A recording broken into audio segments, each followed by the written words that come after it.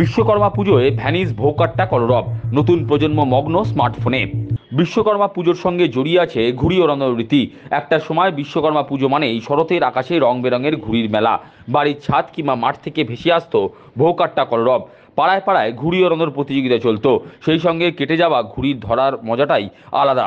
কয়েক বছর আগেও বিশ্বকর্মা পুজোর দিন শিল্পাঞ্চলের আকাশ ছেয়ে যেত রংবাহারি ঘুড়িতে। অথচ আজ সবই অতীত। ডিজিটাল যুগে ঘুড়ি ওড়ানোর ক্রমশ ফিকে হয়ে আসছে। নতুন প্রজন্ম ক্রমশ বুঁদ হয়ে পড়েছে স্মার্টফোনে, ল্যাপটপ কিংবা মোবাইলে। মাথা গুঁজে তারা আর্টিফিশিয়াল ঘুড়ি ওড়ানোর শখ মিটিয়ে নিচ্ছে। ফলে হারিয়ে যেতে বসেছে ছোটবেলায় সেই প্রাচীন ঐতিহ্য বিশ্বকর্মা পুজোয় ঘুড়ি ওড়ানোর চল।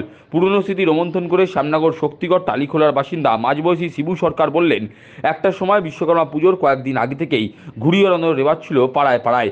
অন্নপূর্ণা মিলের মাঠ কিংবা ঝিলের পাড়ে ক্ষুদে থেকে তরুণ, মাঝবয়সী এমনকি বয়স্কদের ঘুড়ি ওড়াতে দেখা যেত। মাঞ্জা সুতো আর লাটাই নিয়ে ছোটাছুটি করত কচিকাচারা। তার আক্ষেপ, দিন যতই এগোচ্ছে বিশ্বকর্মা পুজোয় ঘুড়ি ওড়ানোর রীতি ততই কমছে।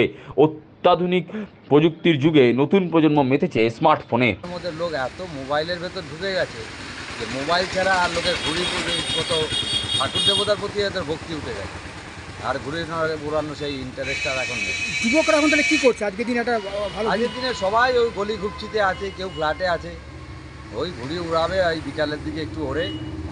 আর এই সারা দুপুরের রোদটা ওদের গায়ে লেগে গেছে। তাহলে এখন কি নামমাত্র ঘুড়ি ওড়ে? ওই নাম মাত্রই ঘুড়ি উঠছে, ঘুড়ি ওড়ানোর দরকার তাই ওড়ায়। তাহলে ওই তাও কয়েকটা বাচ্চা উড়াচ্ছে তাই দেখা যাচ্ছে। তাহলে বিশ্বকর্মা এই উৎসবে একটা আমেজটা কি ফিকে আসতে ফিকে হয়ে যাচ্ছে? একদম ফিকে হয়ে গেছে, একদম ফিকে হয়ে গেছে।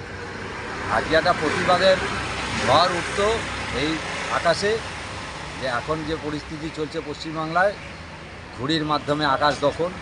সে আকাশটা সকাল থেকে হাওয়া ছিল না বলে আর আকাশ দখল হলো না, ওই জন্য ঘুড়ি এখন কমই দেখা যাচ্ছে।